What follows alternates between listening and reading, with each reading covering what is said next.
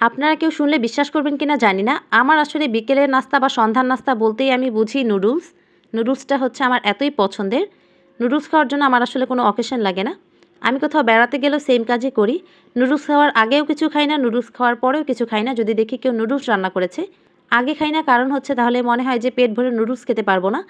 আর পরে খাই না হচ্ছে তাহলে আমার মনে হয় নুডলসের যে স্বাদ সেটা হচ্ছে চলে যাবে। নুডলস আমার এতই পছন্দের। তো আজকেও সেই নুডলসই রান্না করছি।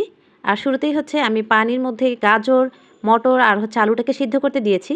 যেহেতু বাসায় আর অন্য কোনো ফ্রোজেন করা সবজি নেই, তাই এখানে আর কিছু দিতে পারলাম না।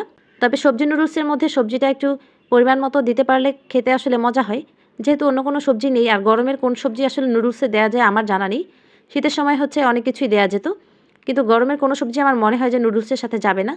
তো সেজন্য এখানে আমি আর কোনো কিছুই দেইনি, গাজর, মটর আর আলু ছাড়া। আর এগুলো যখন সিদ্ধ হয়ে গিয়েছে তারপরে হচ্ছে এর মধ্যে আমি নুডলসটাকে দিয়ে দিয়েছি।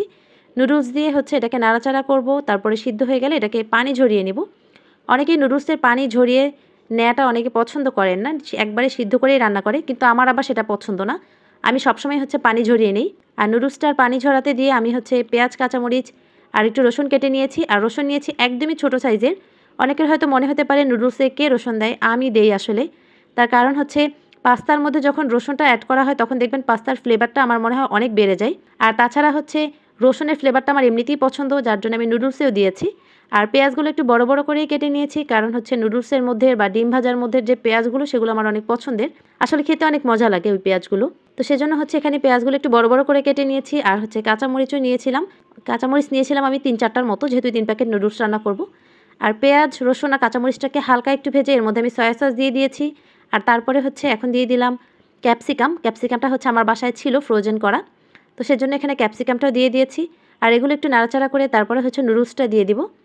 যদিও বাসায় শসাটা ছিল, আমি শসাও সবসময় দিয়ে দিই, এরকম একটু পেঁয়াজ মরিচের সাথে একটু ভাজা ভাজা করে তারপরেই নুডলস অ্যাড করি, কিন্তু যেহেতু আজকে শসাটা দিতে মনে নেই আগে, তো পরে হচ্ছে আমি শসা অ্যাড করে তারপরে খেয়েছিলাম, কিন্তু এখানে আর দেখাতে মনে নেই। আর এই তো এখানে সবগুলো ভাজা ভাজা হয়ে গেলে নুডলসটাকে দিয়ে নাড়াচাড়া করে ভালো করে মিশিয়ে নিয়েছি। এর মধ্যে দিয়েছিলাম আমি পরিমাণ মতো লবণ, পেঁয়াজ কাঁচামরিচ ভাজার সময়ই, যাতে হচ্ছে নুডলসের সাথে ব্যালেন্স হয়ে যায়। আর এরপরে নুডলসটা দিয়ে নাড়াচাড়া করে দিয়ে দিলাম টমেটো সস। আর এখন দিয়ে দিব হচ্ছে নুডলসের সাথে থাকা যে মশলাগুলো ছিল সেইগুলোকে। আমি যেহেতু 3 প্যাকেট নুডলস নিয়েছি এখানে, তাই নুডলসের সাথে থাকা 3 প্যাকেট মশলাই হচ্ছে আমি এখানে অ্যাড করে দিলাম।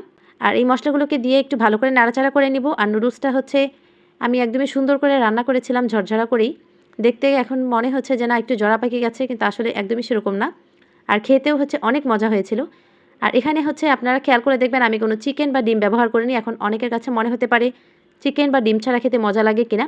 আমি বলব ভাই